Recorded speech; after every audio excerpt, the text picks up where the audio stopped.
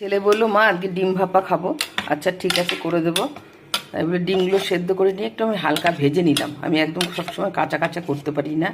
আর সর্ষে অল্প, সর্ষে সাদা সর্ষে, কালো সর্ষে, কাজু বাদাম, পোস্ত, লঙ্কা, একটু নুন দিয়ে এটাকে পেস্ট করে নিলাম। পেস্ট করে নিয়ে ডিমটা সেদ্ধ হয়ে যাওয়ার পরে সমস্ত উপকরণগুলো একসাথে একদম মিশিয়ে দিলাম। দিয়ে এর মধ্যে একটু নুন হলুদ মিষ্টি দিলাম, একটু কাঁচা সর্ষের তেল উপর থেকে দিলাম। এই বাটিটা বন্ধ করে দেবো। কড়াই বসে দিলাম, কড়াইয়ে জল দিলাম, একটা কাটুরি দিলাম, কাটুরি দিয়ে গ্যাসটা অন করে দিলাম। আর টিফিন বাটিটা এর মধ্যে চাপিয়ে দেবো। 10-15 মিনিট কুক হতে দেবো।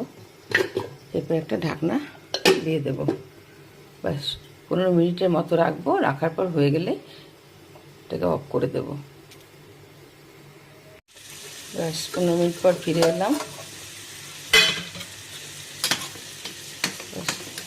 রেডি হয়ে গেল ডিম ভাপা।